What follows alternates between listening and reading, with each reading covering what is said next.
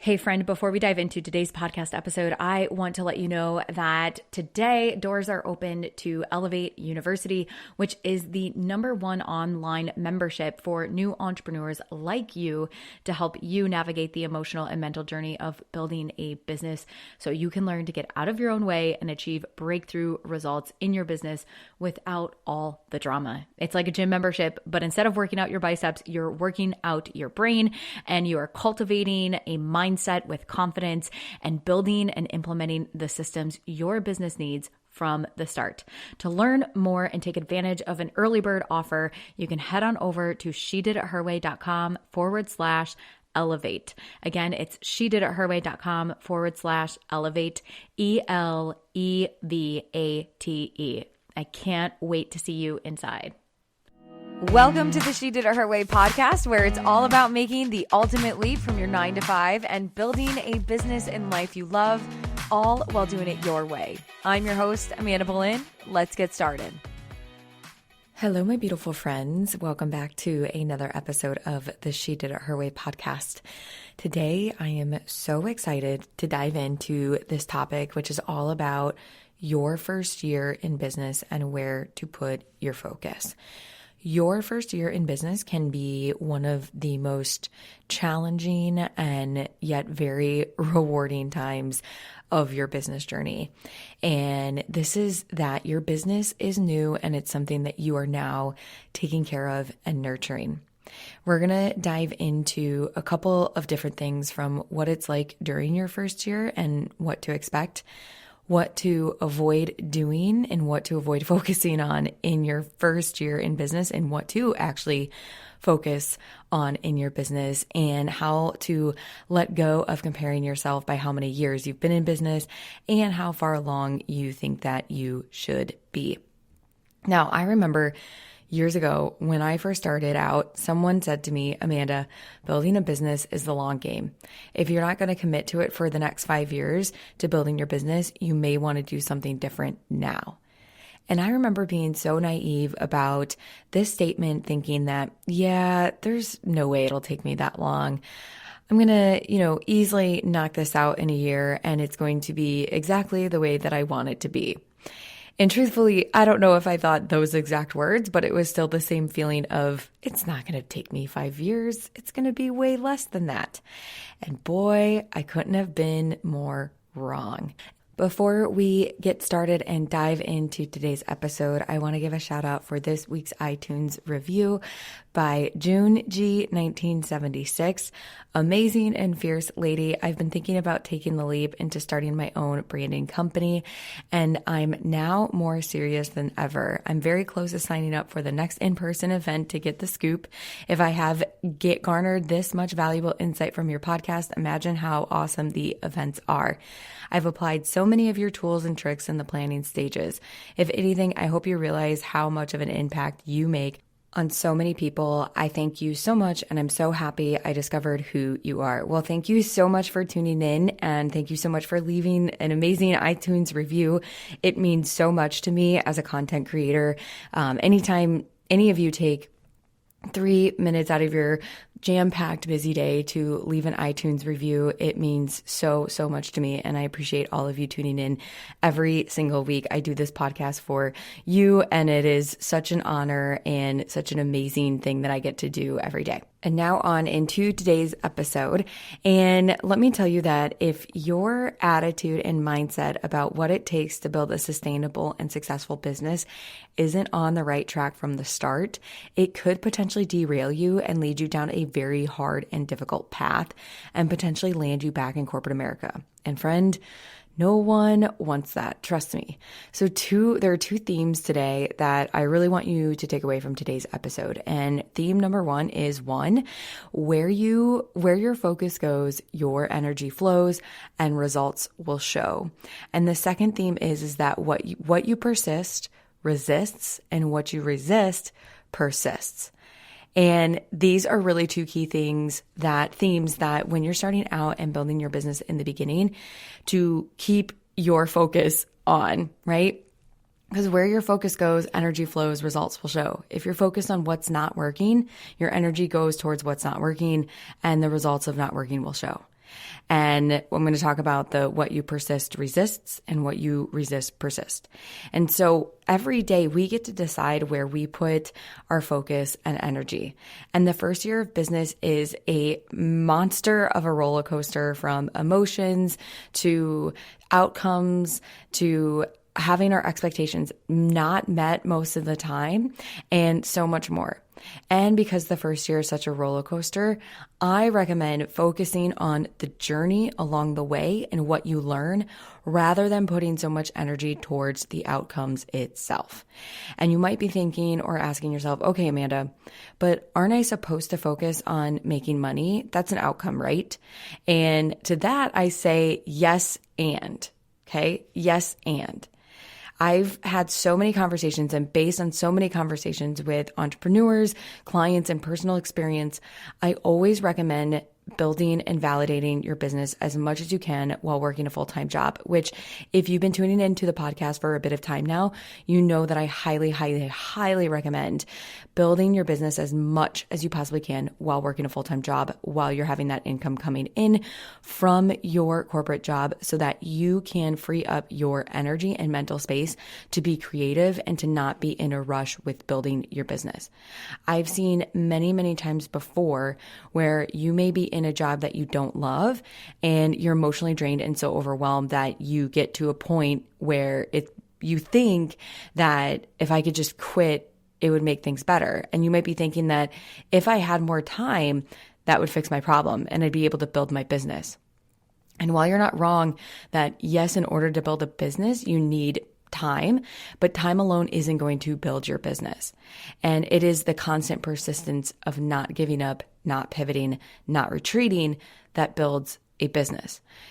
And for example, years ago, a close friend of mine signed up for a program that taught students how to build a SaaS business, so software as a service, where they had them identify a niche. They would ask questions to their ideal client. Based on their answers, they would pre-sell the software application prior to actually building it. The creators of this program specifically told students, do not sign up for this course and immediately quit your job. Do not sign up for this course and immediately quit your job. And the reason being is that too many students previously had signed up and quit their job, assuming that by enrolling in the program and going through it, that building a SaaS business would be easy and it would be a direct result of them in the program. They looked at the program as the ticket to building their business and that it would all appear. And that is a crucial mistake that I see people often make, because they'll sign up for a program, whether it's wanting to be a life coach, whether it's wanting to be certified in how to build Squarespace websites, and think that by going through the program, they're immediately going to have a business. But going through the program and getting the education and the tools, that doesn't build the business. It's all the other things that you do outside of it. And so when you quit your job without validating your business, without gaining clients, without making zero income, your focus then becomes about making money to support yourself, to contribute to your family. And when you're not doing that, your thoughts can spiral. I've seen this happen. It's happened to me in the past in periods of my life. If you do quit your job, but aren't making money in your business, I highly, highly recommend finding contract work to bring in some sort of income, even if it has nothing to do with the business you're building. Let's say, for example, you went through a life coach school certification program and you're ready to enter the world of coaching. You open up doors, you set up your Instagram, you create your opt-in, and you start to invite and market to people to come in and work with you and your world. And it's crickets. It's just crickets. You're like, no one's signing up, no one's engaging, this isn't working, oh my gosh, how am I going to support myself? Oh my gosh, I'm not making money. Clients aren't necessarily knocking down your door, but you're thinking, wait a second, I've got this certification, why isn't anyone signing up? And because you're not making money in your coaching business just yet, because you still need to create content, build an audience, sales funnel, opt-in, all that stuff, your focus starts to look for the lack of clients, lack of money. And so your energy starts to feel needy and desperate because you find yourself thinking, oh my gosh, I haven't made any money yet. No one is signing up for a consultation call. How am I going to pay rent? How am I going to contribute to my family? this is not fun. This is terrible. I shouldn't do this. Maybe I should quit. And you kind of spiral out. I've seen this happen multiple times. And because you're constantly persisting on getting new clients, you're also repelling them because they can sense your desperation. So going back about what you persist resists and what you resist persists. And again, because of this, you resist feeling lack, but that also keeps persisting. And what you persist resists, and what you resist persists. When you have money coming in, whether that is through contract work, even if it doesn't have anything to do with your business that you're building, your brain no longer focuses on the lack of money or creating that pressure on where you're going to get your next client. Your energy completely shifts towards abundance because you're no longer focusing on lack. And in your first year of business, it's important to focus on the journey, not the outcomes. The first year is full of a lot of firsts, and it can be this insane roller coaster. And you may have all these goals starting out, but you'll quickly realize that business, while it may be simple, isn't always easy. And achieving your goals isn't always easy because when something goes wrong, it's easier to want to pivot rather than staying focused. That's why it's extremely important to approach the first year of business with the lens of experiment and release expectation regarding the outcomes. And what I mean by that, and I've seen this happen, and this has happened with me as well when I was in my first year of business, is that let's say you do a launch and you get 25 people signed up for your launch. Maybe you're doing a webinar, maybe you're doing a challenge, like a 5-day training, but you wanted 100 people. At the end of the launch, no one has signed up for any sort of coaching program that you offer. And because you put so much focus and weight on the launch and the expectations that you are going to sign 5 of your next clients, you're feeling extremely deflated and discouraged. And you start to question whether or not maybe I'm not cut out to be an entrepreneur. Maybe I should quit. Does anyone actually want any of my coaching? Nobody wants to work with me. So you have all these thoughts. Then when in reality, every other entrepreneur has experienced these same exact feelings, emotions, and a quote unquote failed launch you just went through. 100%. I've never met an entrepreneur who has not failed at their first launch, maybe even failed at the first 10 launches, has not met the expectations that they have set for themselves of the goals that they wanted to achieve. And so what I always encourage my students in the first year of business is you got to get curious. And you always have to stay curious during business.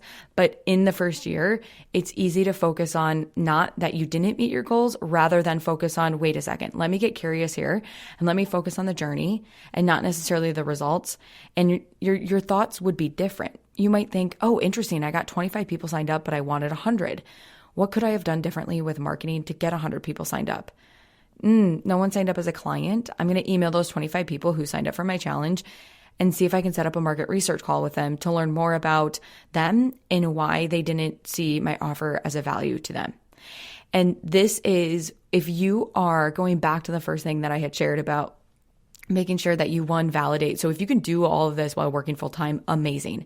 If not, then I recommend moving into what's called the bridge job, where you get a job that is comparable in pay, but maybe you get 10 hours back to your schedule, that you can work on your business as well. But this also plays into the fact that when you're not focused on how you're going to necessarily make money right away, you can actually rest and relax in being creative, in taking the time to go through, do the market research, not put so much pressure on yourself if you get a quote unquote failed launch. This just helps free up that mental space in your brain, because otherwise your brain may be freaking out. So again, these two approaches, two completely different outlooks and approaches, and one approach leaves you discouraged and the other one leaves you encouraged about your business. So put your focus and energy into the present moment and take your time. This is now we're kind of like transitioning into the not comparing yourself to other people's journeys. And then also at the same time, you want to avoid the energy and emotion of rushing. I see this a lot where it's the first year in business, and because it is a roller coaster and it is uncomfortable, there's a lot of rushing to get to the next step or get to over there. And let me say, I did this for so long in the beginning. And once I realized that I don't need to be in a rush, I don't need to compare myself to other people's journeys and where they're at in their first year of business versus me, everything changed. What I was doing was rushing in my business. I had always operated from this internal sensation that everything needed to be done yesterday, that I had to hurry up and get a launch in, that I had to hurry up and convert and get content written, because if I didn't, my business would fail.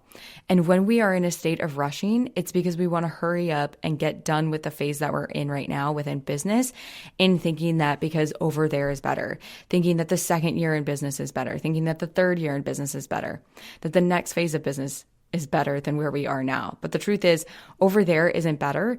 Over there still comes with its own set of challenges. And when you rush, you often overlook some of the most important things in your business. And when you're rushing, you don't slow down to actually take the time to listen to your audience, because you're always thinking about the next thing. And so I encourage you to live in the present moment with your business, rather than looking over there, rather than comparing your journey to someone else's, because all that's going to do is fester up energy and emotions that aren't productive for you. And if you can't learn how to be present in the moment in the first year of your business, in the first phase of your business, it's going to be really hard to learn how to do that in the second stage of business. So that's a skill set to learn to carry through the entire journey of building your business. And you know when you're rushing because you can feel it. The place in which you take action from is the place of, I got to hurry up and get this done. And your brain will start to rattle off the 10 things that you need to get done, and you start to feel like you don't have enough time. In this moment, I want you to catch yourself, breathe, and take action from a place of having enough time, knowing you're not in a rush, and there's no reason to rush, because building a business is the long-term play.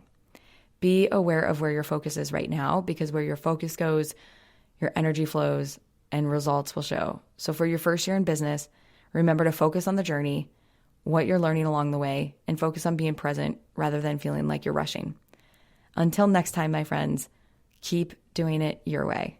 If you enjoyed today's podcast episode, you can head on over to shediditherwaypodcast.com, where you can access the entire vault of She Did It Her Way podcast episodes and more information all about how to make the ultimate leap from your 9 to 5. And if you enjoyed today's episode, I would be so grateful if you headed on over to iTunes and left a review letting me know what you love about the She Did It Her Way podcast. Until next time, keep doing it your way.